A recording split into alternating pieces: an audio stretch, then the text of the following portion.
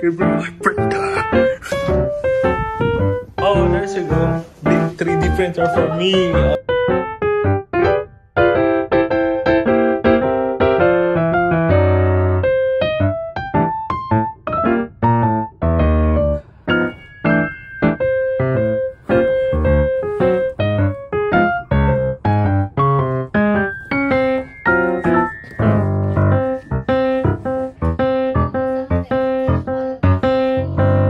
Birthday to me.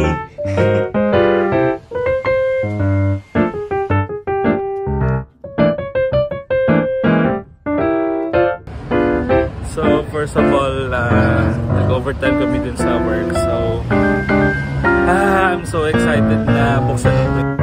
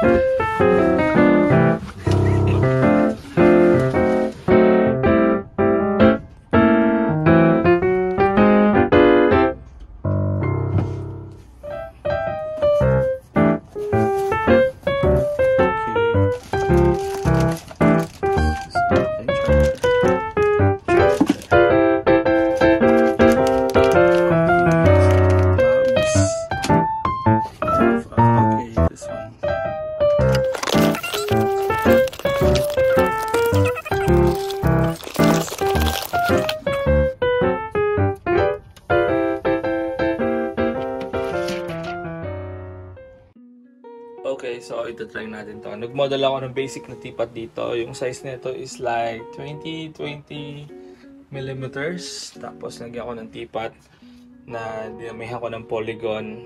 STL yung export niya. Tapos sabi sa instruction, STL, lagay lang daw dun sa USB. Tapos ilagay doon, turn on, and test print.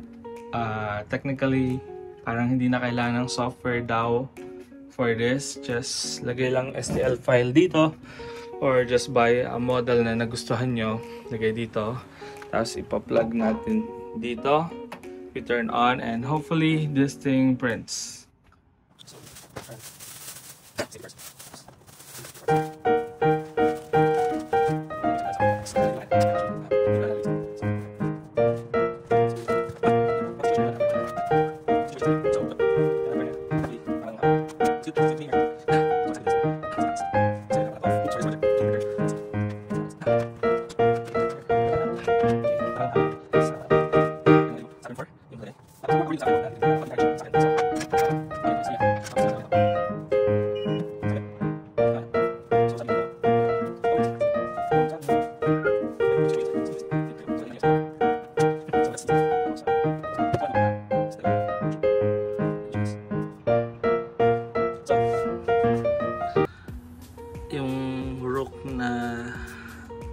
Testing print ng Elegoo is nandun pero walang ibang makita.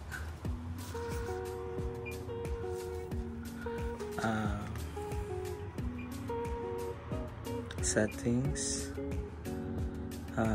Okay, information, sound on. Print test is wala yung ano eh. Wala yung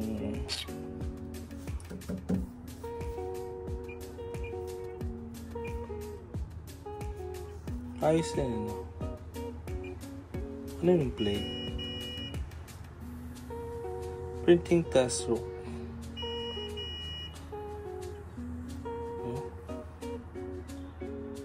Do not touch the device. Automatic detection for resin in the vat, which is hindi pa tayo nakakapaglagay.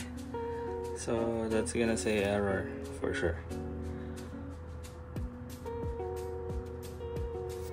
Stop na lang natin.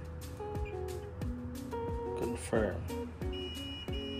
Stopping print. So maakit na agad lang sa taas. Okay. This might be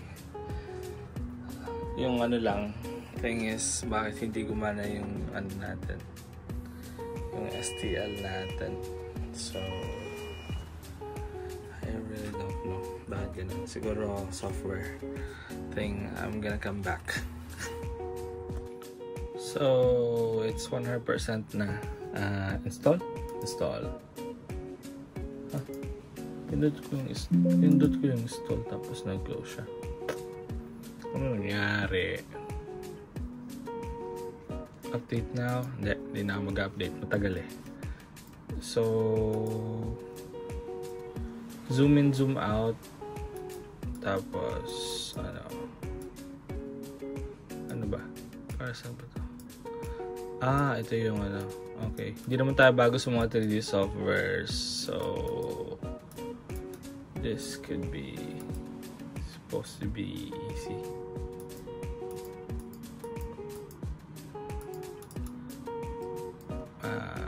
It will take time for us to okay, top view, front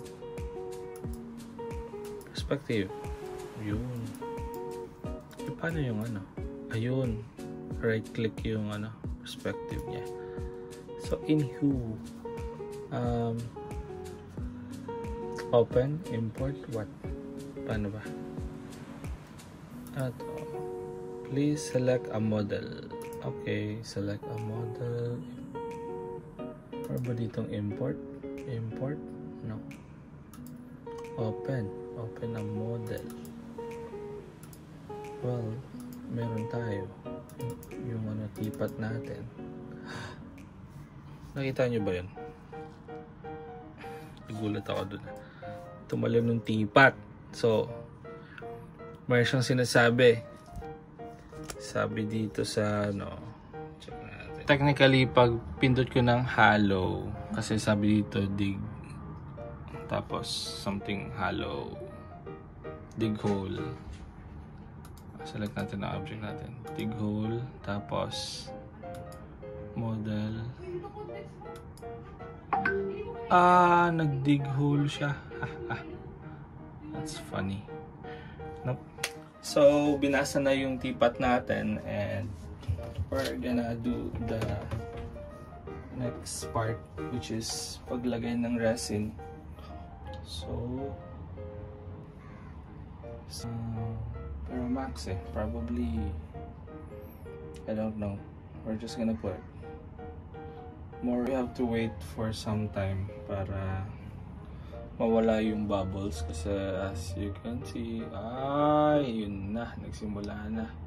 Napindot ko yung screen ko na may resin yung kamay ko. So, it's gonna be like a huge mess. So, anyhow, nandun na yung ano natin. Tapos, may karoon ng bubbles dun. We're gonna close this. Tapos, sabay-sabay na tayo mag-pindot dito. Pindutin ko na yan. Tapos, play. And, may auto-leveling yung ano natin. Ito. So, hopefully, everything is okay. Hopefully. The technical sensor is being calibrated. Do not touch the device.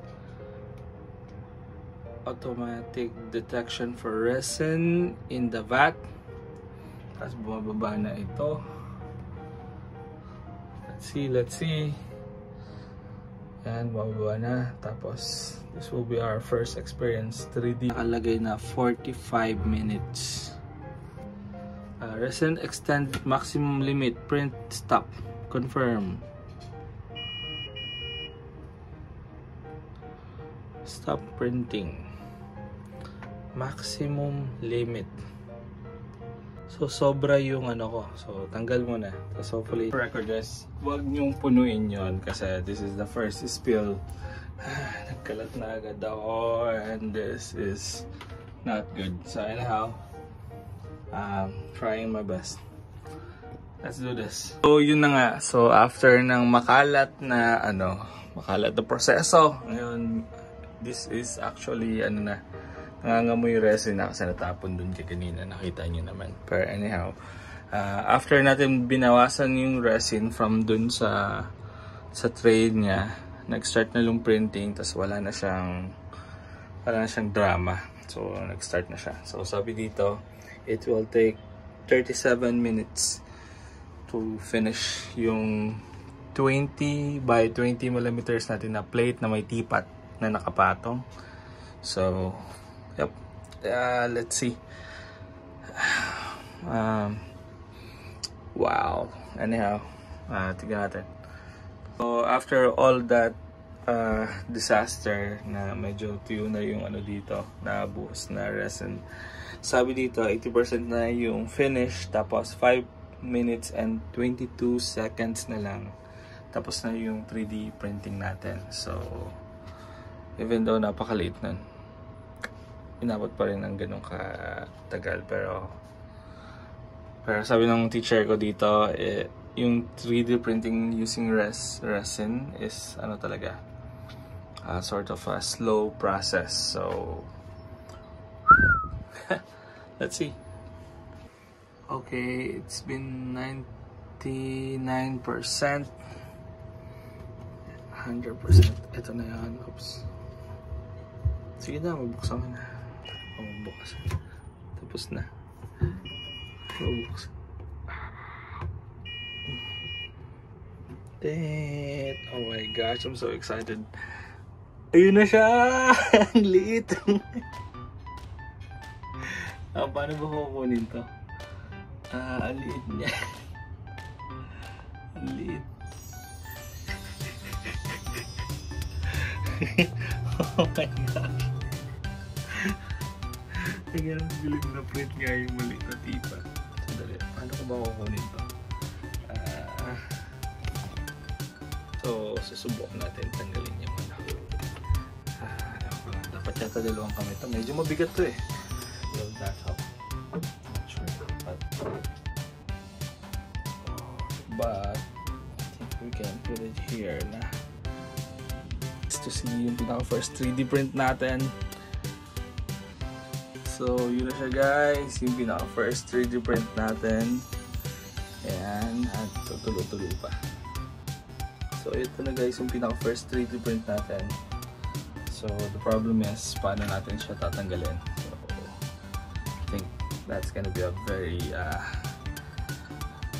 napakaduming process. Pero, yep. Here it is. So, yep. I'm trying to take it out. Tapos mukhang hindi siya easy to remove actually. Medyo mahirap siya. So, natanggal natin siya using this one, pero talaga ayun na, natanggal na siya. So we're gonna use this element to take the teapot. So dito na first 3D print natin. Liit nun. Anyhow, let's go. So anyhow, we're gonna try to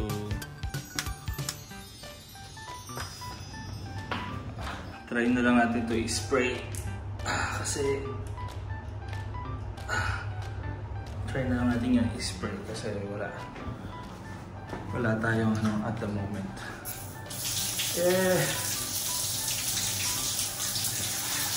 So, sobrang excited.